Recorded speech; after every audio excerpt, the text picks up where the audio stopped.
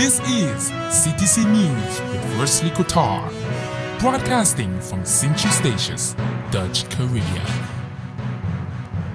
Sponsored by UTLNV, Windward Island Bank, Kodo's Purchasing Services, and Duggins Shopping Center.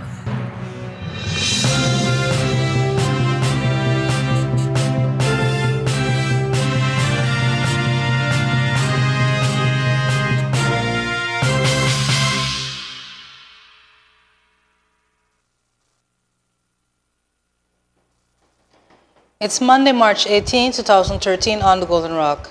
Good evening, I am Wesley Kotar and this is CTC News, broadcasting live from CTC Studios at Eustatius Mall. In tonight's local news, people have role in 2015 public entity evaluation, Island Council meeting on Thursday, Bringamosta hosts week-long activities for Aruba Day celebrations. More details in local news after a word from our sponsors. Don't touch that dot.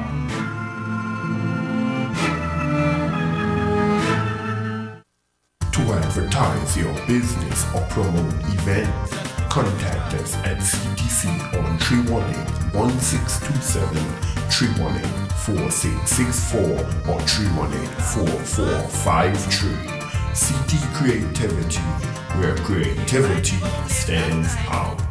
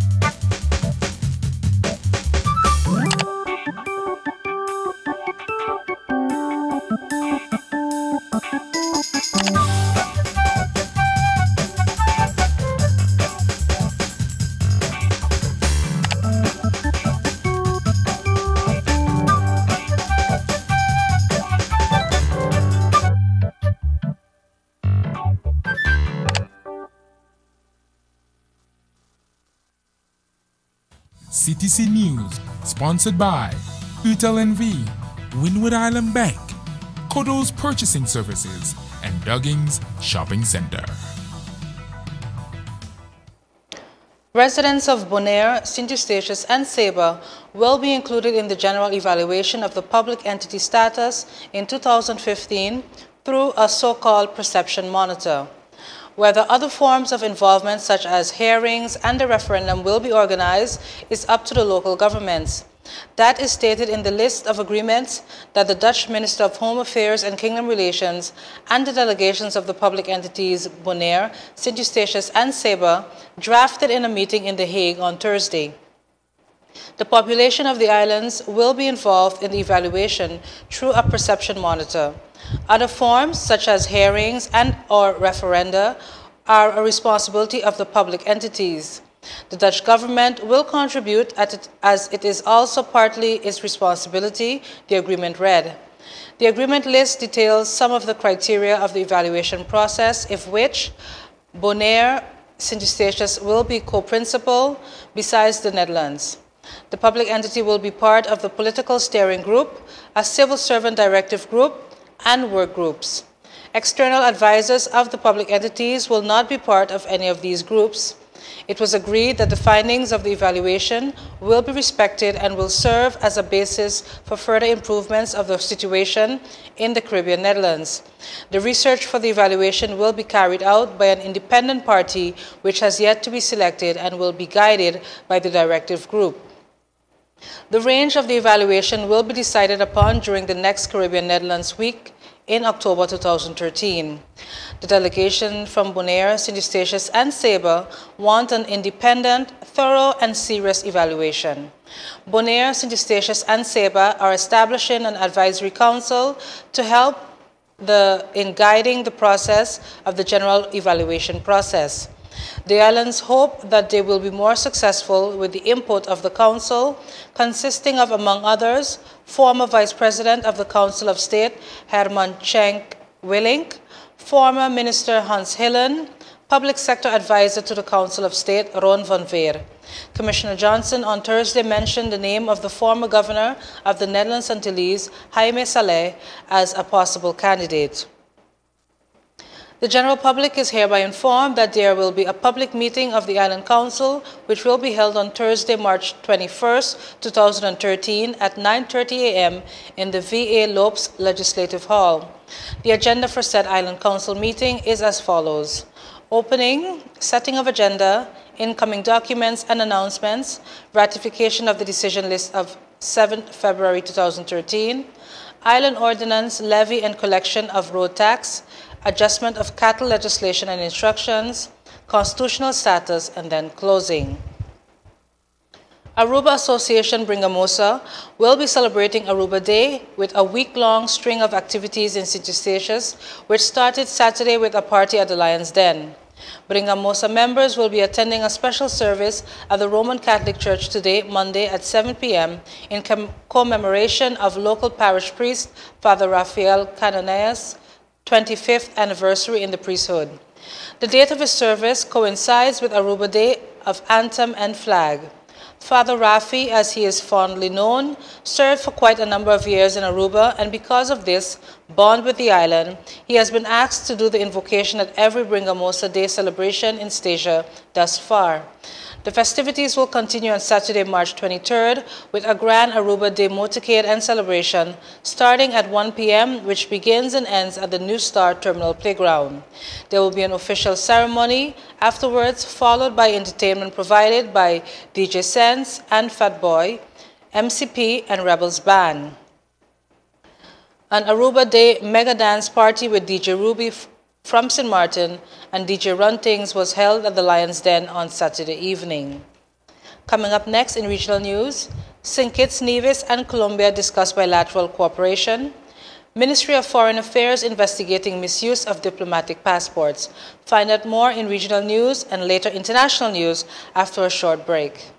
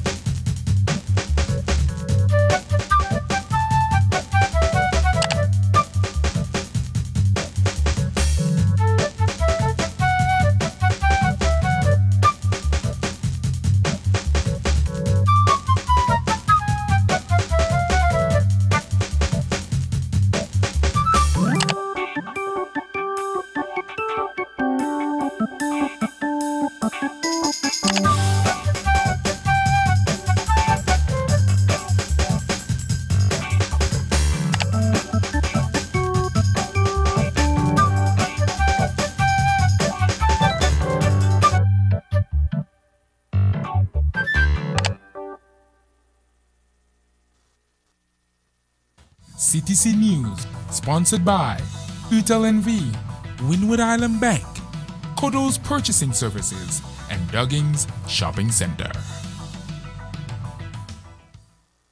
Welcome back. For those of you just joining us, we have reached our regional segment for this evening. The Federation of St. Kitts and Nevis and Colombia have agreed to strengthen their bilateral relations.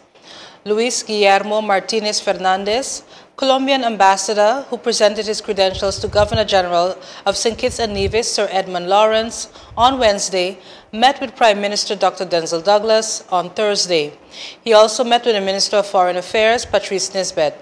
Douglas and Martinez Fernandez discussed several areas of cooperation, including training, cooperation in the interdiction of the drug trade and tourism, including the upcoming regional tourism meeting.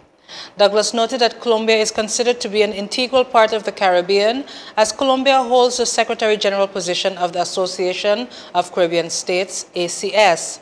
The focus on the Caribbean was seen in the initiative of the Foreign Ministry on South-South cooperation mechanisms aimed at enhancing Colombia's Caribbean identity and promoting an effective articulation with the other states of the Caribbean basin.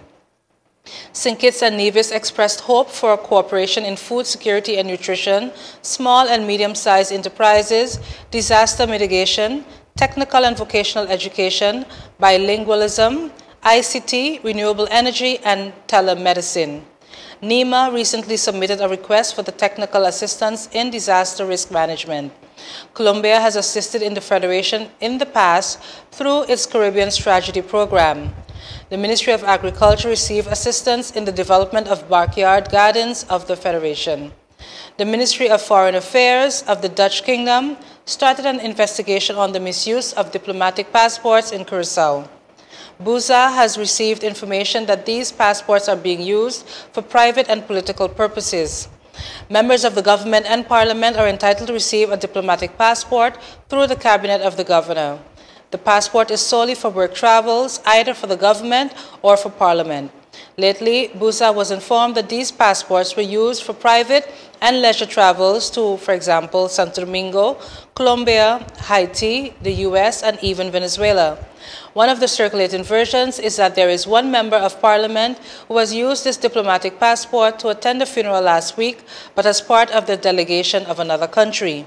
This is not acceptable, according to well-informed sources. According to these sources, if it is true that there is misuse of these diplomatic passports, then these will be taken away and cannot be used anymore. In international news, UN body agrees on women's rights policy, skirting sexual politics. UN policy-making body agreed upon a declaration Friday urging an end to violence against women and girls despite concerns from conservative Muslim countries and the Vatican about references to women's sexual and reproductive rights. Iran, Egypt, Saudi Arabia, Qatar, Libya, Nigeria, and Sudan, along with Honduras and the Vatican, expressed reservations about the declaration of the United Nations Commission on the Status of Women, but did not block adoption of the 18-page text. While the declaration of the Commission, created in 1946 for the advancement of women, is non-binding, diplomats and rights activists say it carries enough global weight to pressure countries to improve the lives of women and girls. People worldwide expected action, and we didn't fail them. Yes, we did it, Michelle Bachelet, a former president of Chile and head of UN Women, which supports the Commission, told delegates on Friday after 2 weeks on negotiations on the text. Shannon Kowalski, Director of Advocacy and Policy at the International Women's Health Coalition, said the declaration was a victory for women and girls, but could have gone further to recognize violence faced by lesbians and transgender people. Governments have agreed to take concrete steps to end violence, she said. For the first time, they agreed to make sure that women who have been raped can get critical health care services like emergency contraception and safe abortion. Earlier in the talks, Iran, Russia, the Vatican, and others had threatened to derail the declaration with concerns about references such as access to emergency contraception, abortion, and treatment of sexually transmitted diseases, activists said. A proposed amendment by Egypt that would have allowed states to avoid implementing the declaration if they clashed with the national laws, religious or cultural values failed. Some diplomats said it would have undermined the whole document. But on Friday, Egypt's delegation said it would not stand in the way of the declaration for the sake of women's empowerment. Egypt's Muslim Brotherhood, Islamist, had warned on Thursday that the declaration could destroy society. The full declaration of the Commission on the Status of Women can be seen at www.unwomen.org. Up next, your 3-day weather forecast for the islands of Seychelles, Saba, and St. Martin. Details on local weather conditions for these 3 islands right after this.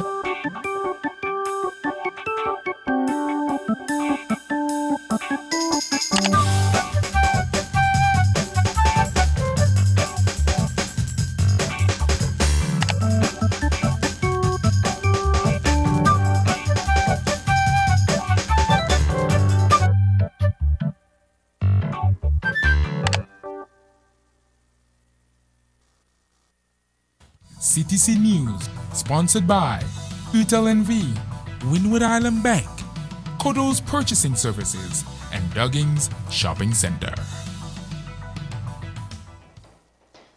And now for your 3-day weather forecast. We will begin tonight on Station Sabre. Today, Monday, March 18th, late showers with temperatures of 82 degrees Fahrenheit, 30% chances of rain with winds east-northeast at 18 miles per hour. Tomorrow, Tuesday, March 19th, AM showers with temperatures of 81 degrees Fahrenheit, 30% chances of rain with winds east at 18 miles per hour. On Wednesday, March 20th, scattered showers with temperatures of 81 degrees Fahrenheit, 30% chances of rain with winds east at 17 miles per hour. We'll now move over to St. Martin. Tonight, March 18th, late showers with temperatures of 82 degrees Fahrenheit, 30% chances of rain with the winds east at 13 miles per hour. Tomorrow, Tuesday, March 19th, AM showers with temperatures of 83 degrees Fahrenheit, 30% chances of rain with the winds east at 14 miles per hour. On Wednesday, March 20th, scattered showers with a temperature of 83 degrees Fahrenheit, 30% chances of rain with winds east-southeast at 12 miles per hour. That was your 3-day weather forecast for the islands of Seychelles, Sabre, and finally St. Martin. That concludes CTC News for this evening. CTC News airs again live on Wednesday as we bring you the latest local, regional, and international news. Follow CTC News on CTC Radio 101.9, CTC TV, Channel 7, and online via website www.ctcreativity.com. Thanks again for joining us, and until next time, do have a good one.